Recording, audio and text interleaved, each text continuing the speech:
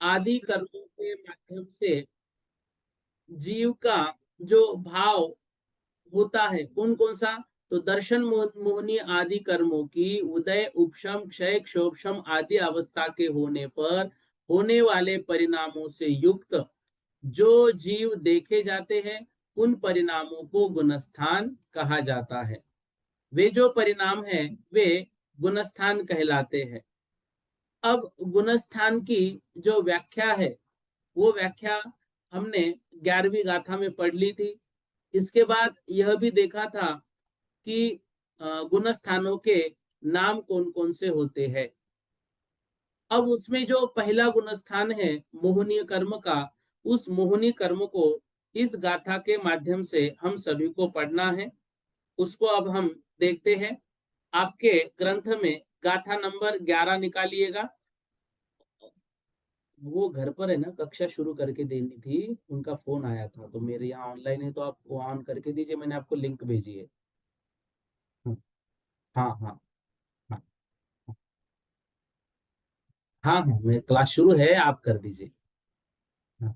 देखिएगा, 14 गुण स्थानों में जो 11वीं गाथा है मोहनीय कर्म की अपेक्षा से, तो 14 गुण स्थानों के जो भाव है वो मोहनीय कर्म की अपेक्षा से हम देख लेते हैं। पहली बात, गुण स्थानों को पढ़ते समय हम सबको गुण स्थानों का क्रम जो है वो उसी क्रम से याद करना है। तो सबसे पहला जो गुणस्थान आता है वो मिथ्यात्व गुणस्थान आता है। दूसरा सासाधन गुणस्थान आता है। तीसरा मिश्र गुणस्थान आता है। चौथा अविरत सम्यक दर्शन, अविरत सम्यक दृष्टि जीव जो है, अविरत सम्यक्त्व उसको कहते हैं। फिर संयमा संयम, फिर प्रमत्त विरत, अप्रमत्त विरत, अपूर्वकरण, अनिवृत्तिकरण, सूक्ष्म सांप्राय, उपशांत मोह, क्षीण मोह, सयोग केवली और अयोग केवली। इनका क्रम, इसी क्रम से यदि हम याद करेंगे ना तो गुणस्थान समझने में हमको आसानी जाएगी। आइए चलते हैं पहले गुणस्थान की ओर। गाथा नंबर 11, आप सभी अपने अपने ग्रंथ में गाथा नंबर 11 को देखिएगा। यहां से जो है गुणस्थानों को हमें बहुत अच्छे से समझना है। और गुणस्थान यदि हम अच्छे से समझ गए ना तो करनान योग का बहुत अच्छा ज्ञान हम सभी को हो जाएगा, जिसके माध्यम से आगम की बहुत सारी जो बातें हैं वो हमको समझ में आना प्रारंभ हो जाएगी। जो हमको लगता है कि बहुत सारी बातें कठिन है, वो कठिन बातें भी हमको एकदम आसान और सीधी सीधी समझ में आना प्रारंभ हो जाएगा। पहली गाथा देखिए 11 नंबर की। अभी तक जो है 10 गाथाओं का अध्ययन हमने किया था और उसमें जो लब्धियां होती है उन लब्धियों का भी अध्ययन पिछली कक्षा में हमने किया था। तो आइए 11वीं गाथा में 14 गुणस्थानों में पहला गुणस्थान मिथ्यात्व गुणस्थान। मिच्छे खलु दैवो, मिच्छे खलु दैवो, विधीय पुनः पारिणामी वो भावो, विधीय पुनः पारिणामी वो भावो, मिस्से खवो वसीमो, मिस्से खवो वसीमो,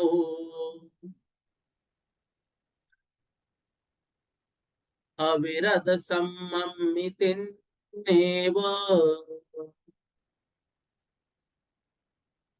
अविरत सम्ममितिन्नेव।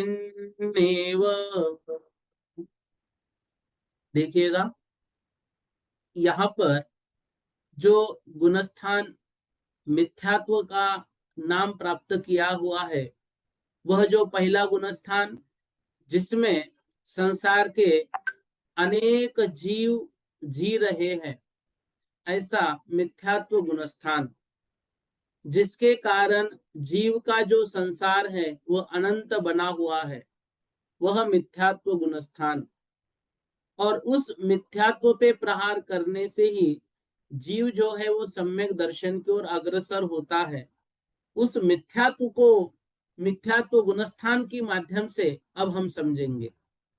क्या कह रहे, देखो, मिच्छे खलु उदयो विदिये पुनः पारिणामियो भावो मिस्से खवो सिमो अविरत सम्मितिन्नेव। अब यहाँ पे 14 गुणस्थानों में पहला जो मतलब मिथ्यात्व गुणस्थान है, उसकी व्याख्या करने से पूर्व प्रत्येक गुणस्थानों में भाव कौन कौन से होते हैं, उन भावों को बता रहे हैं। ये सामान्य रूप से भावों को हम समझेंगे, फिर प्रथम गुणस्थान की ओर जाएंगे। तो पहला जो गुणस्थान है मिथ्यात्व गुणस्थान, वह प्रथम गुणस्थान, उस प्रथम गुणस्थान में औदयिक भाव होते हैं, क्योंकि वहां पर जीव के मिथ्यात्व कर्म का उदय चल रहा है। मिथ्यात्व का मोहनीय कर्म जो है, दर्शन मोहनी और चारित्र मोहनी का उदय है, औदयिक भाव। विधीय पुनः, विधीय मतलब दूसरे, और पुनः मतलब और विधीय मतलब दूसरे गुणस्थान में पारिणामियो भावो, पारिणामिक भाव होते हैं। अर्थात ये कहा जाता है जिस गुणस्थान में ना उदय, ना क्षय, ना क्षयोपशम, इन सबके अलावा और कोई भाव पाया जाता है तो वो होता है पारिणामिक भाव। मतलब जो भाव ना उदय से होता है, ना क्षय से होता है, ना क्षयोपशम से होता है, ना वह उदय से होता है, वह जो है वो पारिणामिक भाव है। तो वह पारिणामिक भाव में ना उदय की अपेक्षा है, ना किसी कर्म के क्षय की अपेक्षा है, ना ही क्षयोपशम की अपेक्षा है। वह द्वितीय गुणस्थान पारिणामिक भाव के साथ है, दूसरे गुणस्थान में पारिणामिक भाव है। दूसरा गुणस्थान क्यों होता है, तो कहा जाता है दूसरा गुणस्थान, चतुर्थ गुणस्थान में कोई जीव है, वह जीव जब मिथ्यात्व की ओर गिरता है, लेकिन अभी मिथ्यात्व में गिरा नहीं है, तो उसका जो वह भाव है वह दूसरा गुणस्थान के योग्य है। मतलब मिथ्यात्व से तो, सम्यक दर्शन से तो गिर गया, लेकिन मिथ्यात्व को अभी तक प्राप्त नहीं हुआ, वो दूसरा गुणस्थान। मिश्र जो है उसमें क्षयोपशमिक भाव होता है। जो तीसरा गुणस्थान है सम्यक मिथ्यात्व जिसका नाम है, वो क्षयोपशमिक भाव है। चतुर्थ गुणस्थान में औपशमिक भाव भी है, क्षायिक भाव भी है, क्षयोपशमिक भाव भी है।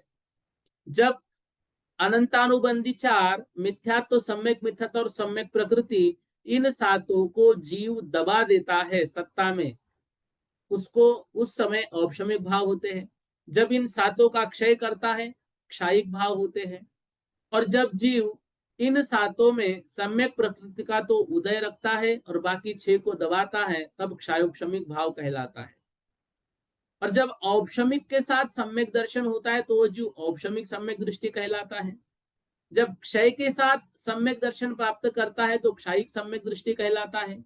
जब क्षयोपशम के साथ वह जीव सम्यक दर्शन प्राप्त करता है तो वह क्षयोपशमिक सम्यक दृष्टि कहलाता है। ठीक है। अब जो चौथा गुणस्थान है उसमें तीनों प्रकार के भाव है। तो प्रथम गुणस्थान में औदयिक भाव, द्वितीय गुणस्थान में पारिणामिक भाव, मिश्र में क्षयोपशमिक भाव, और चौथे गुणस्थान में औपशमिक, क्षायिक, क्षयोपशम, इस प्रकार तीनों ही भाव होते हैं। अब देखो, पहले 4 गुणस्थान और 5वें से लेकर 14वां गुणस्थान, ऐसे हम गुणस्थानों को 2 भागों में बांट लेते हैं और उसके उपरांत फिर आगे की गाथा को हम समझते हैं।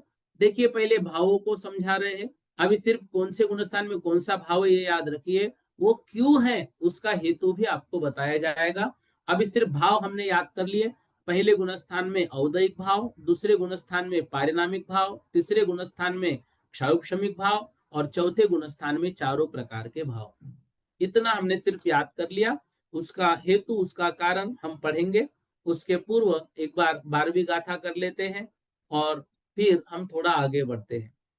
लीजिएगा, आपके स्क्रीन पर है 12वीं गाथा, आपके ग्रंथ में भी है, तो आप वहां पर देख के मेरे पीछे दोहराइए। ए दे भावा नियमा, ए दे भावा नियमा, दंसन मोहम पडुच्च भनीदाहु,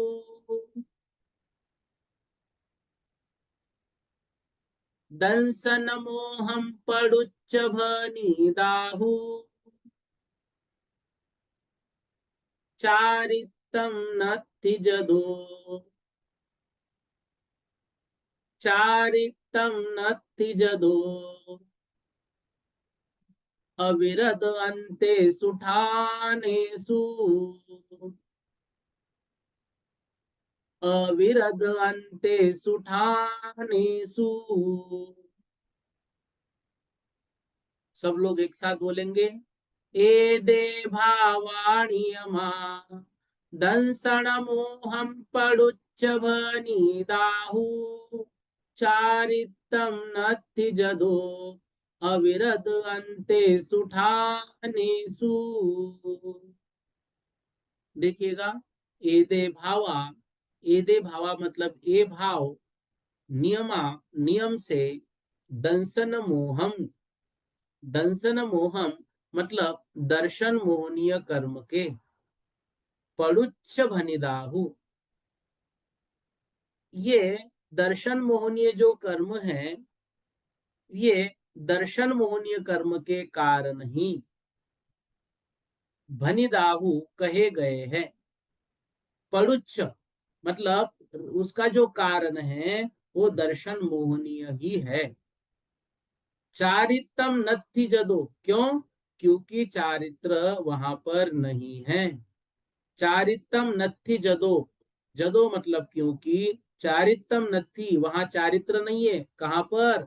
अविरद अंतेषु ठानेषु, अविरद मतलब अविरत, अर्थात जहां पर अविरत का अंत होता है।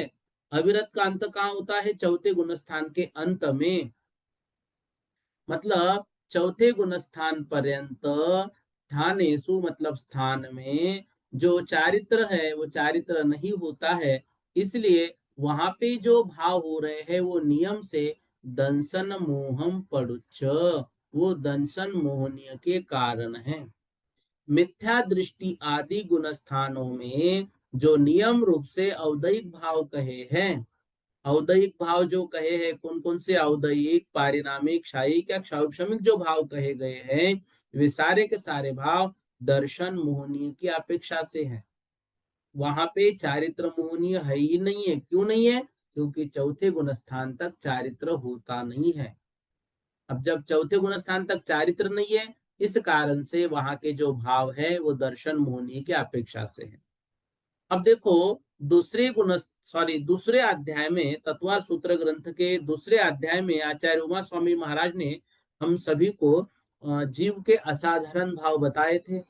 जीव के असाधारण भाव मतलब जीव के अतिरिक्त अन्य द्रव्यों में जो नहीं पाए जाते हैं, मात्र जीव में ही पाए जाते हैं, ऐसे भावों को जीव के असाधारण भाव कहते हैं। औपशमिक भाव मोहनीय कर्म के अंतरकरण रूप उपशम के निमित्त से होने वाला जीव के भावों को औपशमिक भाव है। उसको दबाया जाता है। उपशम करना मतलब दबाना। जैसे ग्लास में पानी रखा हुआ है और उसमें हमने फिटकरी घुमा दी, फिटकरी घुमाई तो मिट्टी जो नीचे दब जाएगी। ऐसे ही अनंतानुबंधी चार, मिथ्यात्व, सम्यक मिथ्यात्व और सम्यक प्रकृति, ये तीन, ऐसे सातों प्रकृतियां सत्ता में दब जाती है, उसको उपशम कहते हैं। क्षायिक भाव क्या है?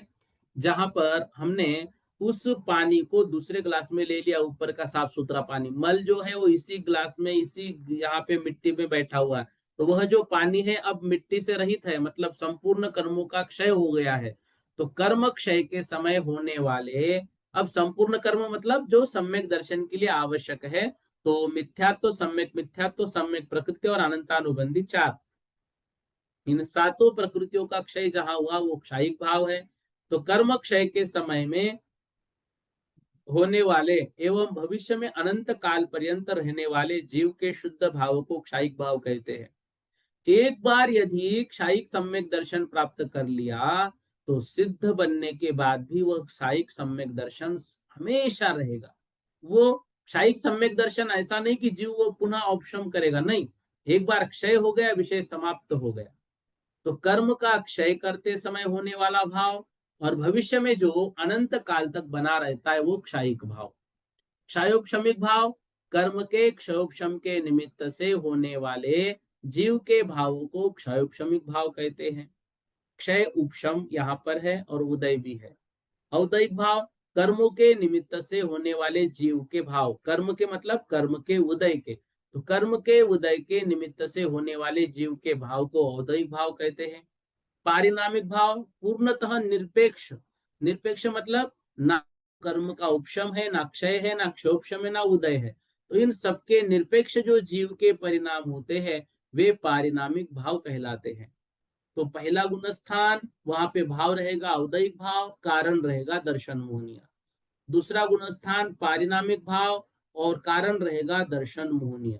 देखो, दूसरा गुणस्थान जब कोई चतुर्थ गुणस्थानवर्ती जीव के अनंतानुबंधी कर्म का उदय आता है तब उस जीव का जो चौथा गुणस्थान है वो छूट जाता है और वह पहले गुणस्थान की ओर आता है। अभी पहले गुणस्थान में नहीं आया तब तक की अवस्था पारिणामिक भाव है।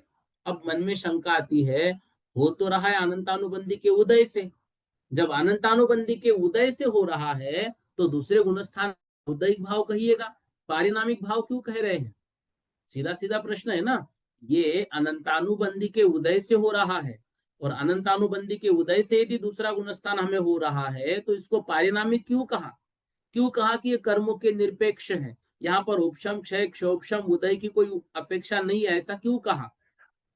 इसलिए कहा क्योंकि दूसरे गुणस्थान में भी अपेक्षा दर्शन मोहनी की है और अनंतानुबंधी चारित्र मोहनी की प्रकृति है। और चारित्र मोहनी की प्रकृति को यहाँ पर देखा नहीं जाएगा, यहाँ पर देखा जाएगा मात्र दर्शन मोहनी की प्रकृतियों को।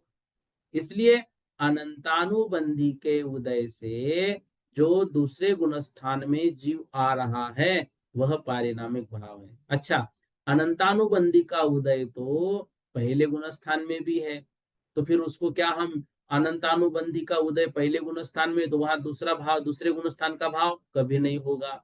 अच्छा, जिसने अभी अनंतानुबंधी की विषय योजना करना प्रारंभ कर लिया उसका भी कुछ समय के लिए अनंतानुबंधी सामने आया तो क्या उसको भी हम मानेंगे क्या? नहीं मानेंगे, नीचे नहीं आएगा वो तो। अब उसको विसंयोजित करेगा। आप देखो ये विसंयोजना वगैरह शब्द जो स्वाध्याय कर रहे हैं उनको मालूम है, जिनको नहीं है वो आगे आते जाएंगे तो हम उसमें पढ़ेंगे, इसलिए अभी विकल्प मत करना। अभी हम सामान्य सामान्य रूप से समझते चलना। तो दूसरे गुणस्थान में अनंतानुबंधी का उदय भले ही है लेकिन अनंतानुबंधी चारित्र मोहनी की प्रकृति है और यहाँ हमें पहले चार गुणस्थान में गुणस्थानों में जो भाव है वे भाव मात्र दर्शन मोहनी कर्म की अपेक्षा से लगाने हैं, इसलिए वहां पर अनंतानुबंधी को देखा नहीं जाएगा। तीसरे गुणस्थान में क्षाउपशमिक भाव है दर्शन मोहनी की अपेक्षा से, क्योंकि सम्यक प्रकृति का उदय भी चल रहा है। मिथ्यात्व सम्यक मिथ्यात्व जो है वो भी यहाँ पर दिख रहे हैं, तो मिथ्यात्व भी है, सम्यक प्रकृति भी है। ठीक है ना। ये दर्शन मोहनी की अपेक्षा से। और चौथे गुणस्थान में औपशमिक क्षायोपशमिक और क्षायिक, इस प्रकार से चारों भाव होते हैं दर्शन मोहनी की अपेक्षा से। ठीक है, अभी भावों की ही चर्चा चल रही है। फिर 13वें गुणस्थान की जो बात है, तो मतलब चौथे गुणस्थान के आगे की 14वें गुणस्थान तक की जो बात है उसको भी हम चारित्र मुनि की अपेक्षा कैसे कैसे भाव होते हैं वो देख लेते हैं। देखिएगा, गाथा नंबर 13 आप सभी अपने अपने ग्रंथ में देखिए। देश विरदेप मत्ते, देश विरदेप मत्ते, इदरेव खवो वसिमय भावोदो।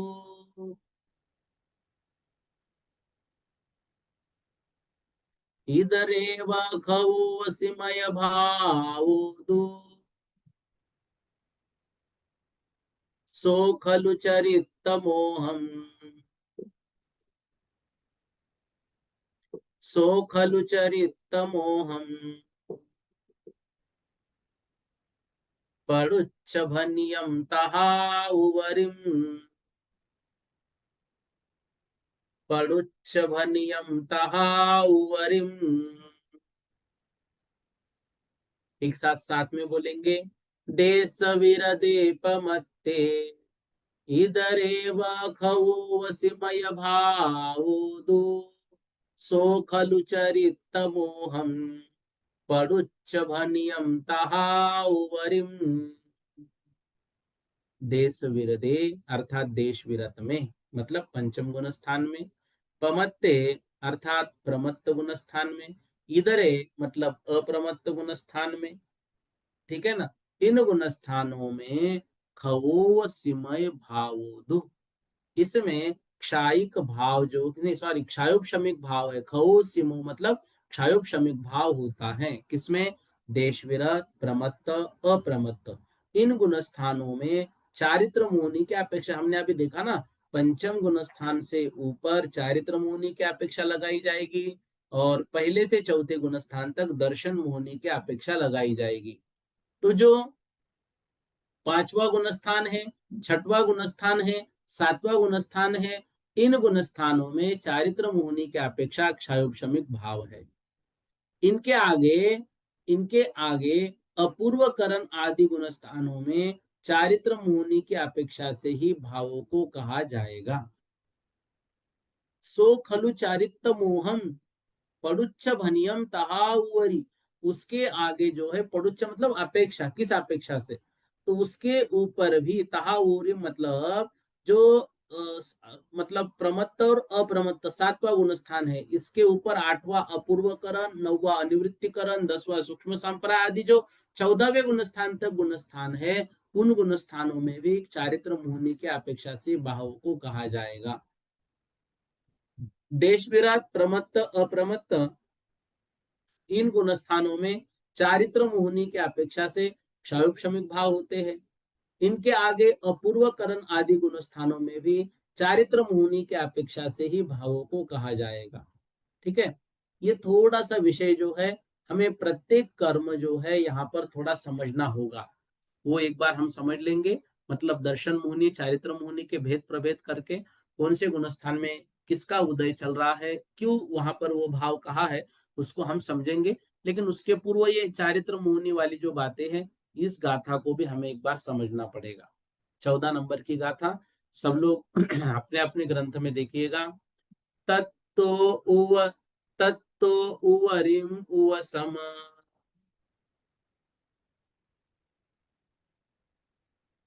तत्तो उवरिम उव सम। भावोपसामगेषु खवगेषु।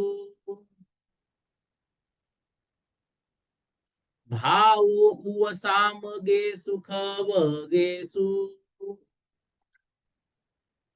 खय्यो भावो नियमा। खय्यो भावो नियमा।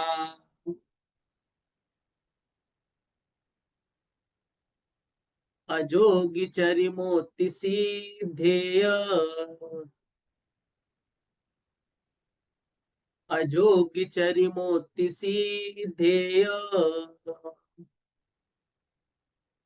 तत्तो उवरिम, तत्तो मतलब उसके, उवरिम मतलब ऊपर उसके, किसके? जो पहली गाथा में सातवें गुण स्थान तक की बात आई थी, तो सातवें गुण स्थान के उवरिम मतलब ऊपर। उ समभाव, उपशम भाव होता है किसका? उ समगेसु। उ समगेसु मतलब जो उपशम श्रेणी चल रहे हैं। देखो, सातवें गुण स्थान के ऊपर दो प्रकार से जीव जाता है, या तो उपशम श्रेणी चढ़ते हुए या क्षपक श्रेणी चढ़ते हुए। तो जो उपशम श्रेणी चल रहे हैं, उन जीवों का औपशमिक भाव होगा खवगेसु। और जो क्षायिक मतलब क्षपक श्रेणी चल रहे हैं, खयो भावो, उनका क्षायिक भाव होता है नियमा नियम से। अजोगी चरिमोत्ती, अजोगी चरिमोत्ती सिद्धेय। देखो, पहले तो ये बताया कि उसके ऊपर जो उपशम श्रेणी चल रहे हैं उन जीवों का औपशमिक भाव होगा, जो क्षपक श्रेणी चल रहे हैं उनका क्षायिक भाव होगा। अजोगी, अजोगी चरिमोत्ती सिद्धेय। अब इन क्षपक श्रेणी वाले जो जीव है, वो क्षपक श्रेणी वाले जीव या औपशमिक श्रेणी वाले जीव, वो क्षीण मोह कौन कर रहा है? वो जो क्षपक श्रेणी चढ़ेगा वो सीधा 12वें गुण स्थान में आएगा, और जो उपशम श्रेणी चल रहा है वो 11वें गुण स्थान में आएगा।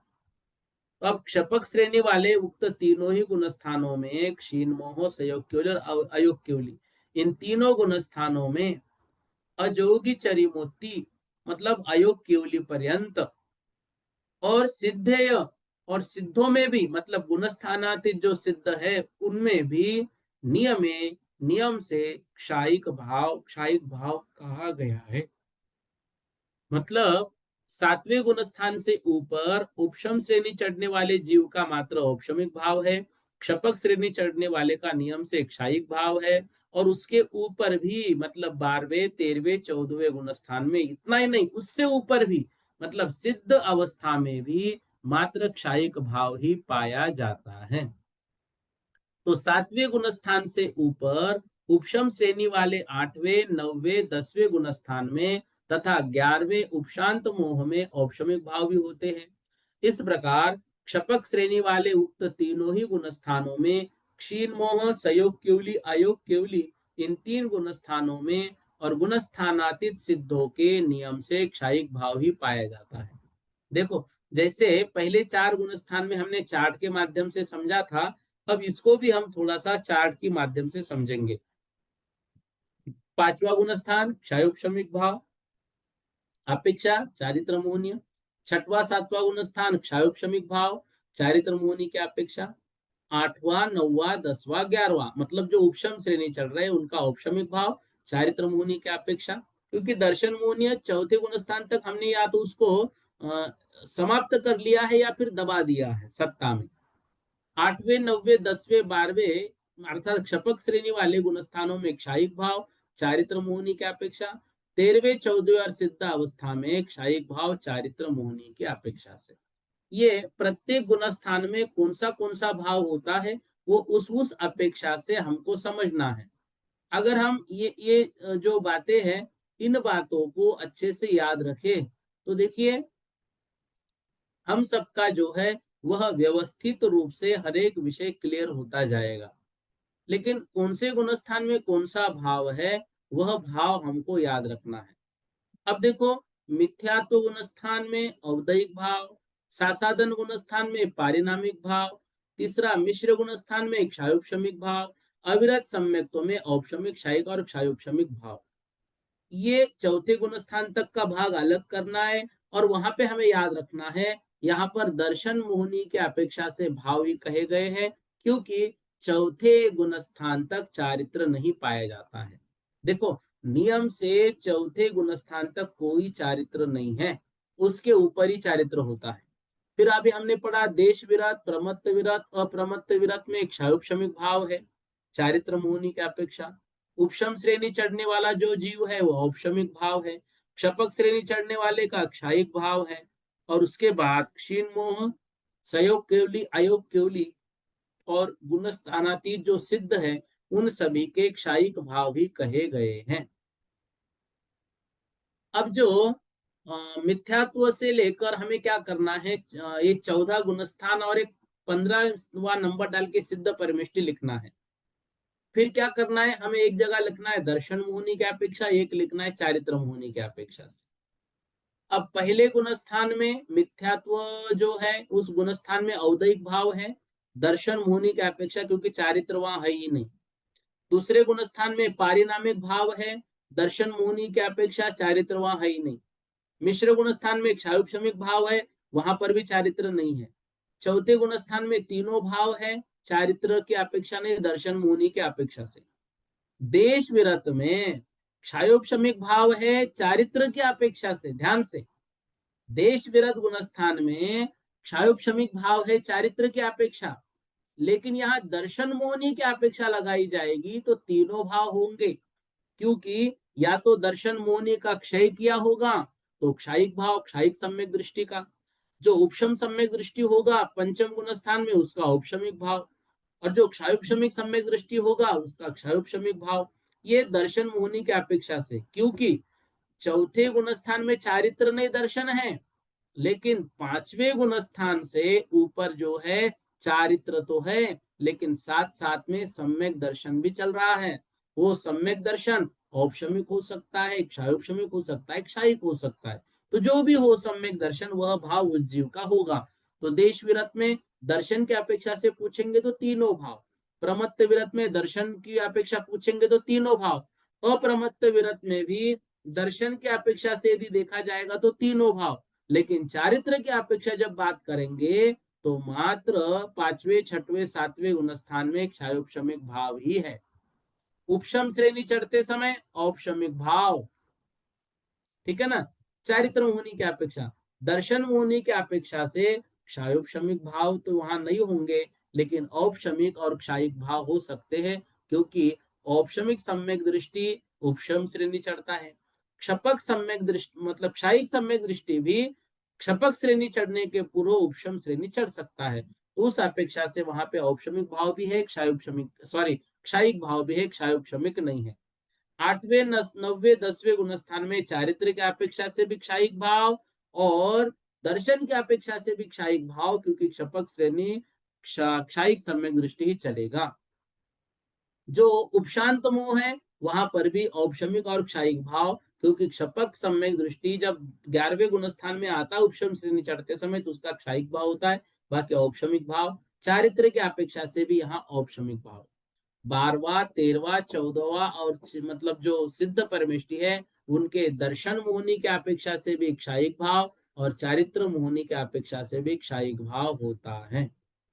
तो चौथे पांचवे छठवें सातवें गुण स्थान में तीन प्रकार के सम्यक दृष्टि हमने देखे, औपशमिक, क्षायिक और क्षायोपशमिक। तो सम्यक तो होने से तीन प्रकार के भाव बन जाते हैं। चारित्र की अपेक्षा से पांचवे छठवें सॉरी पांचवें छठवें सातवें गुण स्थान में क्षायोपशमिक भाव होता है।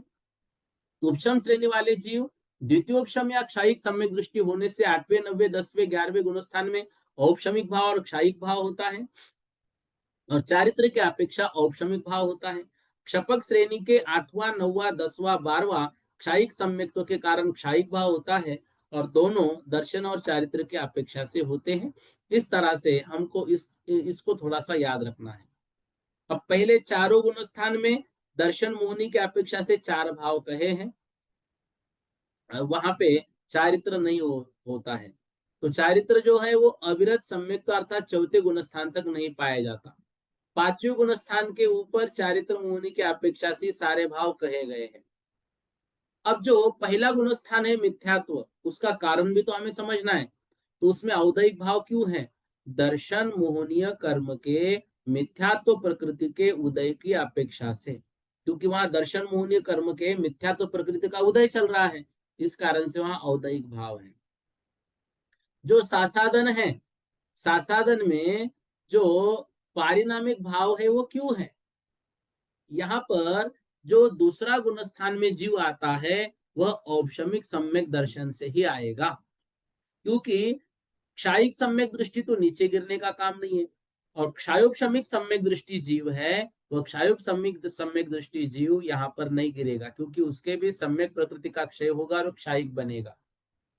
तो वहां पे जो दूसरा गुण स्थान है वो औपशमिक सम्यक से ही होता है, वो क्षायोपशमिक से नहीं होता, क्योंकि वहां पे या तो क्षय होगा या सीधा उदय से मिथ्या तो होगा, लेकिन दूसरा गुण स्थान उनका नहीं बनेगा। तो दर्शन मोहनी की उदय आदि चार अवस्था में से किसी की भी यहाँ अपेक्षा नहीं है। मतलब ना तो दर्शन मोहनी का उदय है, ना क्षय है, ना क्षयोपशम है, ना उपशम है। इस कारण से यहाँ पे पारिणामिक भाव है। तो दर्शन मोहनी की तीन प्रकृति का यहाँ पर जो है वो क्षय उदय या क्षयोपशम उपशम कुछ भी अपेक्षा नहीं है। हाँ, उसमें से जो अनंतानुबंधी की चार प्रकृतियां हैं, तो उसमें अनंतानुबंधी के उदय से दूसरा गुणस्थान होता है।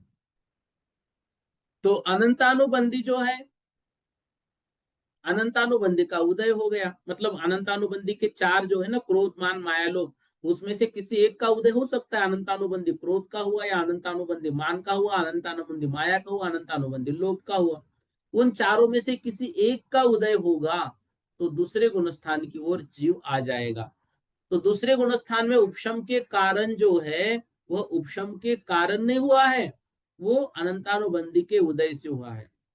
अब अनंतानुबंधी के उदय से आए हैं, बिल्कुल सही बात है, लेकिन अनंतानुबंधी ये चारित्र मोहनी की प्रकृति है। और यहाँ पे जो प्रधानता ली जाती है दूसरे गुणस्थान में, वो दर्शन मोहनी की अपेक्षा से है। इस कारण से यहाँ पारिणामिक भाव है। चौथे गुणस्थान तक जीव अविरत है। चारित्र ना होने पर चारित्र मोहनी की प्रधानता यहाँ पर नहीं कही जा सकती है। अब सम्यक मिथ्यात्व जो तीसरा गुणस्थान है, सम्यक मिथ्यात्व और मिथ्यात्व दोनों सर्वघाती के उदयाभाविक क्षय इन्हीं का है, और इन्हीं का सदवस्था रूप उपशम है।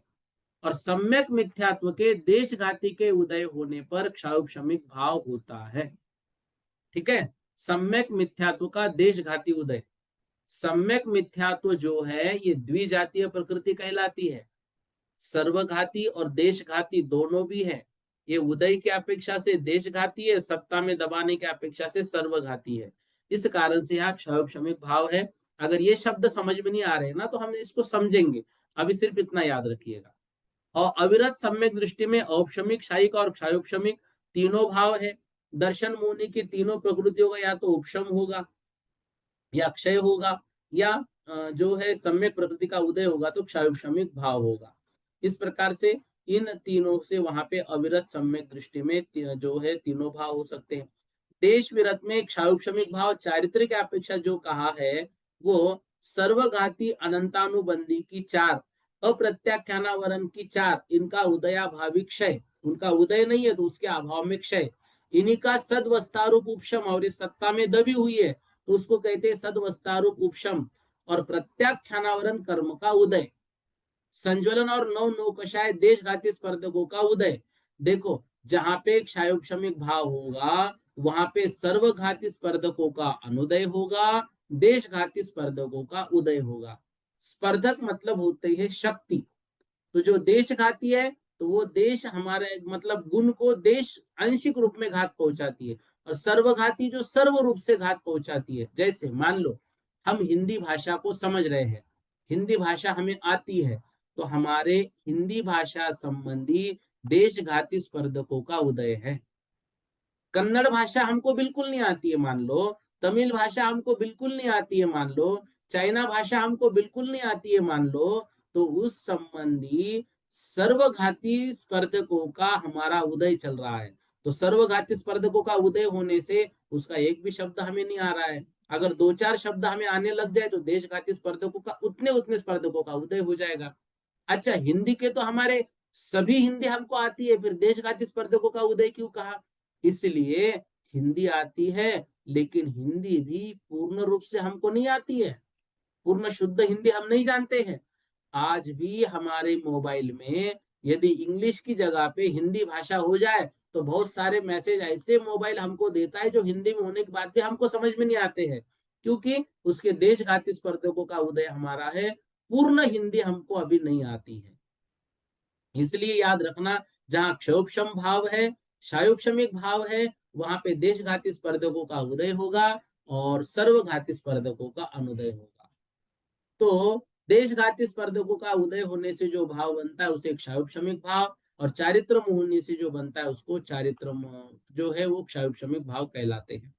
प्रमत्त संयत में भी क्षायोपशमिक, यहाँ पे अनंतानुबंधी अप्रत्याख्यान और प्रत्याख्यान और के सर्वघाती स्पर्धकों के उदयाभावी क्षय, उन्हीं का सदवस्था रूप उपशम, और देशघाती संज्वलन और नव नौकशाय के यथा योग्य उदय में पांच पापों के सर्वथा त्याग रूप जो परिणाम होते हैं उसे क्षायिक भाव कहते हैं। और जो चारित्र होता है उसे क्षायिक चारित्र कहते हैं। अप्रमत्त संयत में क्षायोपशमिक भाव, इसमें भी जो ऊपर हमने लगाया वही लगाना है, बस संज्वलन का जो उदय ऊपर कहा था हमने, यहाँ संज्वलन का मंद उदय होगा। आठवें उपशम श्रेणी में क्षार उपशमिक भाव, यहाँ पे चारित्र मोहनी के 21 प्रकृतियों का उपशम करेंगे। उपशम करने से विशुद्धि बढ़ाई, तो 21 में से 20 का उपशम करते। संज्वलन लोभ भी हम आप कम कम कम करेंगे, कहाँ पे 10वें गुण स्थान में, और 11वें गुण स्थान में उसका संज्वलन का पूर्ण उपशम करेंगे तो 11वां गुण स्थान बनता है औपशमिक भाव से ही। क्षपक श्रेणी में क्षायु जो क्षायिक भाव होता है, ये इन्हीं मोह चारित्र मोहनी की 21 प्रकृतियों के क्षय से बनता है। बाकी ऊपर जो है पूर्ण क्षय से हम वो समझ ही रहे हैं। इस तरह से इन भावों को हमने एक थोड़े रूप में समझा है। इससे संबंधित कोई शंका हो तो थोड़ा पूछिएगा। मैं ये सोच रहा था कि 10 मिनट हम और थोड़ी कक्षा लेंगे, क्योंकि शनिवार की कक्षा थोड़ा इमरजेंसी के कारण हो नहीं पाई थी, तो उसको हम थोड़ा 10 मिनट लेंगे। लेकिन उससे पूर्व अभी जो पढ़ा है उससे संबंधित कुछ प्रश्न हो तो आप पूछ सकते हैं किन्हीं को भी। हाँ, नेमीचंद जी बोलिएगा आप। भैया जी जय जिनेन्द्र। जय जिनेन्द्र। तो अभी आपने समझाया, अभी बाद में ये स्पर्धकों, सर्वघाती स्पर्धकों का उदय, मिथ्यात्व प्रकृति, जात्यांतर सर्वघाती, ये समझ में नहीं आया शब्द हमें। ठीक है ना, और देखो। स्पर्धक क्या होते हैं? बिल्कुल देखो, कर्मों की फलदान शक्ति हम कहते हैं स्पर्धक। कर्मों की जो फलदान शक्ति होती है, कर्मों की जो फलदान शक्ति होती है वो कहलाती है स्पर्धक। अब अपादान इस, शक्ति, हाँ कर्मों की अपादान शक्ति। हाँ, फलदान फलदान फलदान फलदान। मतलब फल देने की शक्ति। अच्छा। ठीक है, कर्मों की जो फल देने की शक्ति है उसको स्पर्धक कहते हैं। अब ये जो स्पर्धक है वो दो प्रकार से होते हैं, या तो देशघाती होते हैं या सर्वघाती होते हैं। अभी हमारा जो ज्ञानावरण कर्म है, ज्ञानावरण कर्म कौन सा है? मति ज्ञानावरण, श्रुत ज्ञानावरण, अवधि ज्ञानावरण, मनपरे ज्ञानावरण और केवल ज्ञानावरण। तो अभी हमें मति ज्ञान है, श्रुत ज्ञान है, दो ज्ञान तो हमारे हैं। तो मति ज्ञान है, श्रुत ज्ञान है। तो मति ज्ञान और श्रुत ज्ञान है, पूर्ण नहीं है। इसलिए इनके देशघाती स्पर्धकों का उदय चल रहा है हमारे। थोड़ा थोड़ा सा मति ज्ञान है, थोड़ा थोड़ा श्रुत ज्ञान है। तो इसके फलदान शक्ति जो है थोड़ी हमारी उदय है। तो ये देशघाती यहाँ पर अभी शब्दशः अर्थ आप समझना समझिए, वो थोड़े थोड़े दिनों में देशघाती सर्वघाती समझने आने लग जाएगा। अब देखो, हमें अवधिक ज्ञान नहीं है, हमें मनपरीय ज्ञान नहीं है, हमें केवल ज्ञान नहीं है।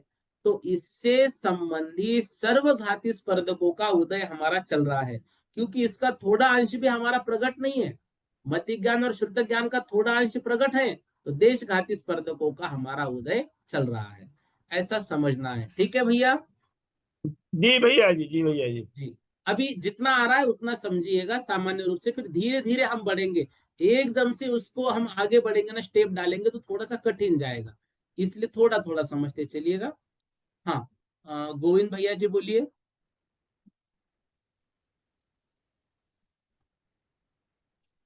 जय जिन्ना भैया जी। जय जिनेन्द्र। हेलो। बोलो बोलो, जय जिनेन्द्र।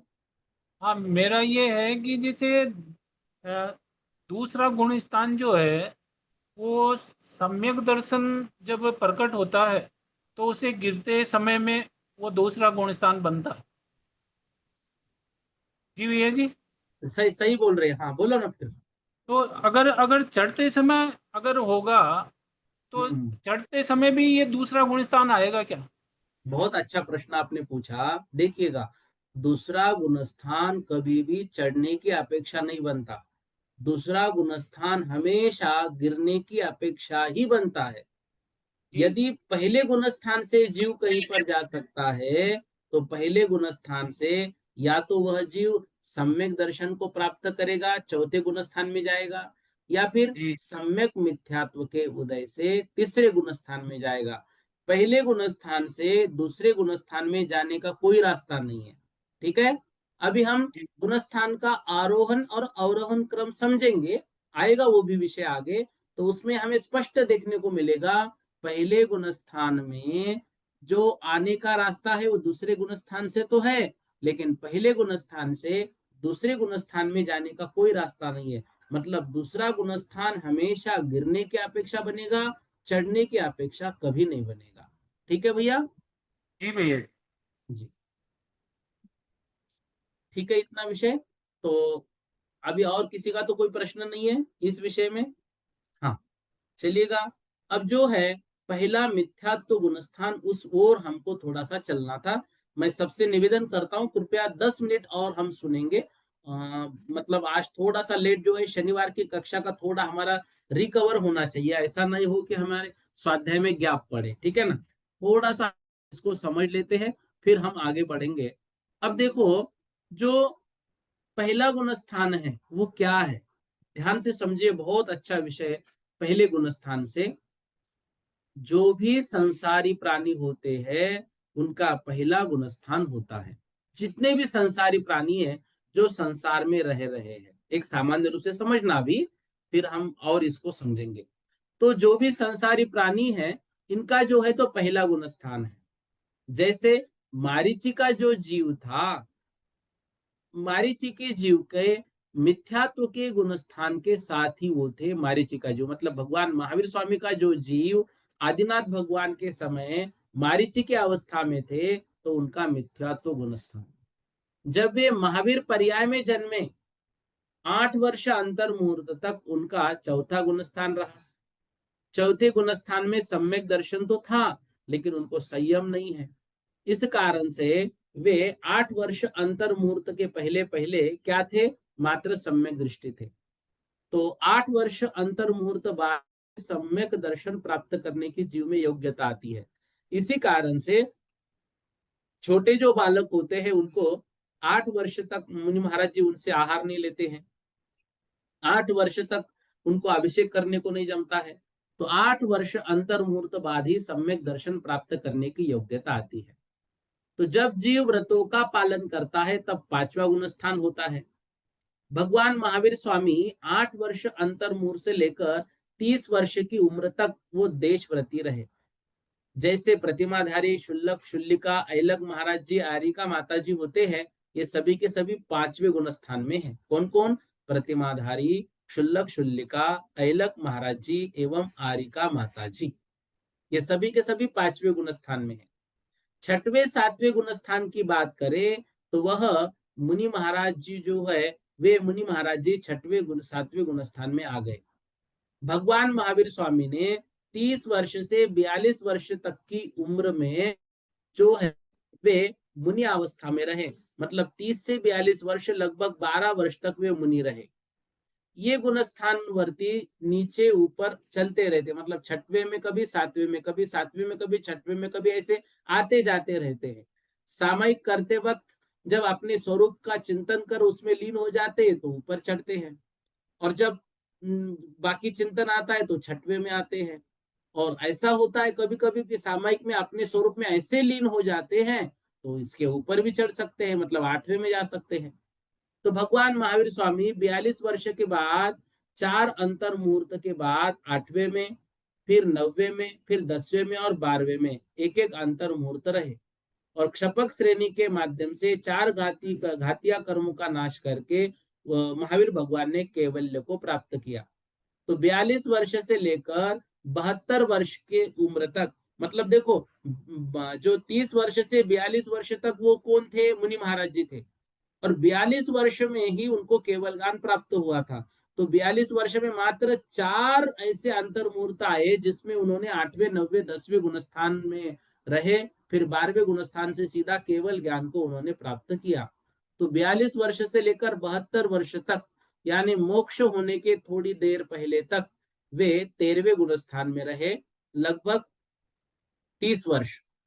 और फिर पावापुर के जल मंदिर से, पद्म सरोवर में से वे 14वें गुणस्थान में, 14वें गुणस्थान का समय कितना, जो मतलब 11 अंग और 14 पूर्व को अंतर मुहूर्त मात्र में पढ़ लेते हैं, ऐसे मुनि महाराज जी को अ ई उ रील री इतना बोलने में जितना समय लगता है, इतना उच्चारण करने में जितना समय लगता है, उतने ही समय में 14वें गुणस्थान में उन्होंने 4 घातिया कर क्षय करके सिद्धत्व को प्राप्त कर लिया था। ठीक है। अब जो है ये भगवान महावीर स्वामी को हमने एक क्रम देखा, पहले गुणस्थान से लेकर 14वें गुणस्थान तक। अब जो पहला गुणस्थान है, पहला गुणस्थान, वह गुणस्थान जो है वह मिथ्यात्व के साथ है, मतलब मारीची की अवस्था का। अब देखो गुणस्थान क्या है, गुण मतलब होता है रत्नत्रय, स्थान मतलब सीढ़ियां। तो जो रत्नत्रय का स्थान चल रहा है वह गुणस्थान है। तो जो रत्नत्रय के स्थान है वे गुणस्थान है। तो ऐसे भाव जो हमारे होते हैं उनको नापने के लिए गुणस्थान होते हैं। वस्त्र और परिग्रह सहित पंचम गुण स्थान के ऊपर नहीं जा सकते, और मुनि वस्त्र रहित ही होते हैं। तो छठवें गुण स्थान के ऊपर की जो बात है वो रत्नत्रय के साथ है, और छठवें गुण स्थान के पहले की जो बात है वो रत्नत्रय के बिना है। सच्चे देवशास्त्र गुरु के प्रति श्रद्धा नहीं करना, ये पहला गुण स्थान है। सच्चे देवशास्त्र गुरु के प्रति श्रद्धान तो कर लिया, लेकिन चारित्र नहीं है, चौथा गुण स्थान है। सच्चे देव शास्त्र गुरु के प्रति श्रद्धान कर लिया और चारित्र एक देश धारण कर लिया, पांचवा गुण स्थान है। सच्चे देव शास्त्र गुरु के प्रति श्रद्धान है और चारित्र को भी धार लिया, छठवा गुण स्थान है। हम जो रोज बोलते हैं ना, 3 कम 9 करोड़ महामुनिराजों की जय, ये 3 कम 9 करोड़ महामुनिराज छठवें गुण स्थान से 14वें गुण स्थान तक के मुनि महाराज होते हैं। तो 13वें 14वें गुण स्थान में भी उनको मुनि महाराज कहा जा रहा है, बिल्कुल कहा जा रहा है, क्योंकि अरिहंत भगवान दिगंबर ही होते हैं। तो जो मतलब छठवें गुण स्थान से 14वें गुण स्थान तक जो मुनि महाराज है उनको 3 कम 9 करोड़ महामुनिराज कहा जाता है। वो उतने प्रत्येक गुण स्थान की एक संख्या निश्चित है, छठे में इतने हो सकते हैं, सातवें में इतने हो सकते हैं, आठवें में इतने हो सकते हैं। तो उन प्रत्येक गुण स्थान की संख्या को गिना है, और वो 3 कम 9 करोड़ होती है। हालांकि एक साथ एक समय में कभी भी 3 कम 9 करोड़ महामुनिराज नहीं होते हैं। उसका हेतु भी अभी नहीं हम पढ़ेंगे, जैसे जैसे हम गुण स्थानों की पूर्ति करेंगे अध्ययन करके गाथाओं के माध्यम से, तब हमें ये समझ में आएगा। अब देखो, मोह और योग की तारतम्यता विशेष को गुणस्थान कहते, या अभी हमने गोमटसार जीवकांड में ही पढ़ा था, चौथी गाथा में। दर्शन मोहिनी की अपेक्षा से हमने पढ़ा पहले से चौथा गुणस्थान। चारित्र मोहिनी की अपेक्षा हमने पढ़ा 5वें से 12वां गुणस्थान। और चारित्र मोहिनी से 13वां 14वां गुणस्थान भी होता है, और सिद्धावस्था भी होती है। योग की अपेक्षा यदि लगाएंगे तो मात्र 13वां 14वां गुणस्थान। तो जिस पर्याय में तीर्थंकर बनना होता है, तीर्थंकर जीव उस भाव में वर्धमान चारित्र वाले होते हैं, तो वो क्षपक श्रेणी ही चढ़ते हैं, वो उपशम श्रेणी कभी नहीं चढ़ते। कौन? जिनको तीर्थंकर बनना है। और जो सामान्य मुनि होते हैं, चाहे वो क्षायिक सम्यक दृष्टि हो, चाहे वो औपशमिक सम्यक दृष्टि हो, दोनों श्रेणी, सॉरी, वो उपशम श्रेणी चढ़ते हैं, क्षायिक सम्यक दृष्टि। बाकी जो क्षायिक सम्यक दृष्टि और नियम से क्षपक श्रेणी ही चढ़ेंगे। उपशम श्रेणी जो जीव है नियम से उपश्रम श्रेणी ही चढ़ेंगे। क्षायिक सम्यक दृष्टि दोनों चढ़ सकते हैं, उपशम श्रेणी भी और क्षपक श्रेणी भी। ठीक है। तो 8 वर्ष अंतर मुहूर्तों बाद तीर्थंकर जो होते हैं उनका स्वभाव से ही 5वां गुणस्थान बन जाता है, क्योंकि उनकी चर्या उतनी अच्छी हो जाती है जितना व्रतों के पालन के लिए योग्य होती है।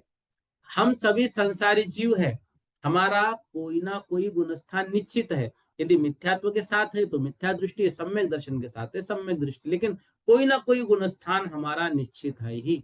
कितने जीव है इस संसार में? अनंत जीव है, लेकिन गुणस्थान कितने हैं? गुणस्थान मात्र 14 है। छठवें से 14वें गुणस्थान में 3 कम 9 करोड़ महामुनिराज है। 5वें गुणस्थान में मनुष्य एवं संगी तिर्यंच होते हैं। 6वें 7वें में मुनि महाराज झूलते रहते हैं। ठीक है ना। तो इस तरह से 5वें गुणस्थान तक बहुत सारे जीव हैं, 6वें से 14वें तक 3 कम 9 करोड़ ही होते हैं।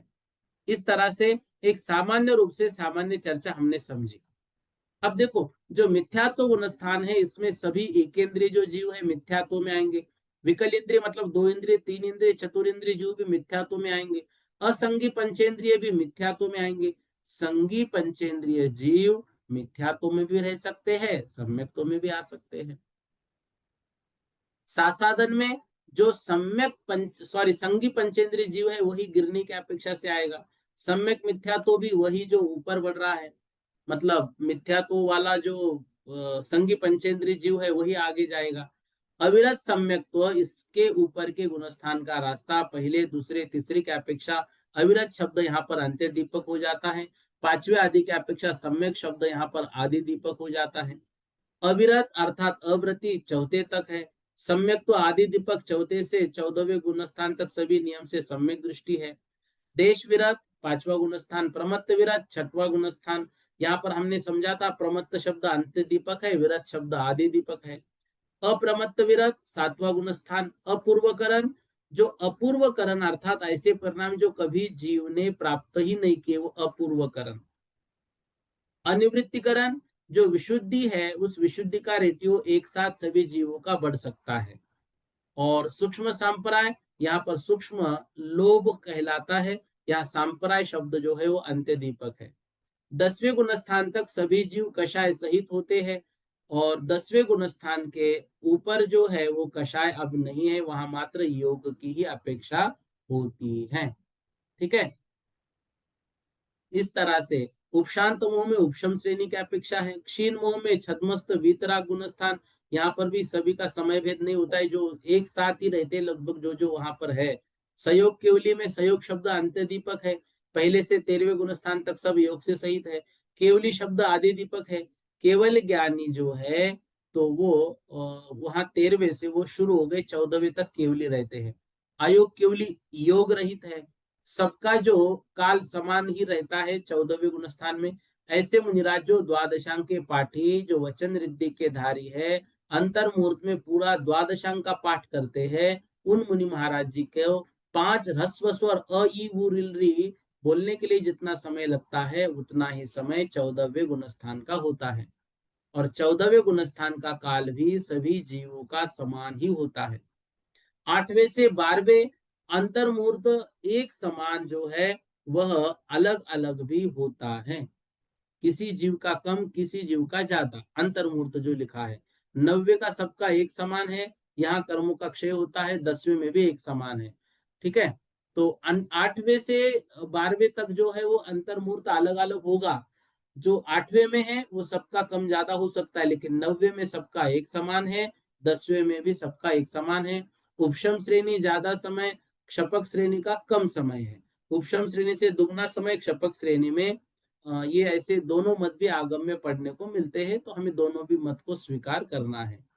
ठीक है, इस तरह से ये गुणस्थान के विषय में सामान्य बातें हमने समझी। अब जो है कल मिथ्यात्व गुणस्थान को हम पढ़ेंगे, जहां पर मान्यताएं विपरीत होती है, सच्चे देवशास्त्र गुरु पर श्रद्धा नहीं होती है। यदि हमें मिथ्यात्व को त्यजना है, मिथ्यात्व का त्याग करना है, मिथ्यात्व को पर प्रहार करना है, तो मिथ्यात्व को समझना होगा। और यदि हम सम्यक दृष्टि है तो सामने वाले जीवों को भी तो मिथ्यात्व से छुड़ाना है, सम्यक दर्शन उनको प्राप्त कराना है, तो भी हमको इसको समझना है। इसलिए कल से जो है गुण स्थानों को हम बहुत अच्छे से यहाँ पर समझेंगे, प्रत्येक विषय को लेंगे। आप सभी से निवेदन है, आपके जो भी परिवार वाले अन्य मित्रजन है उनको भी इस क्लास में ज्वाइन करने के लिए, भले ही वो 12 वर्ष में अभी नहीं है, इनको इस साल ज्वाइन करवाइए, अगला अगला स्वाध्याय कीजिए और गुण स्थान को हम यहाँ पर समझेंगे। इतना जो है हम आज कर लेते हैं, बाकी जो है विषय कल की कक्षा में हम करेंगे।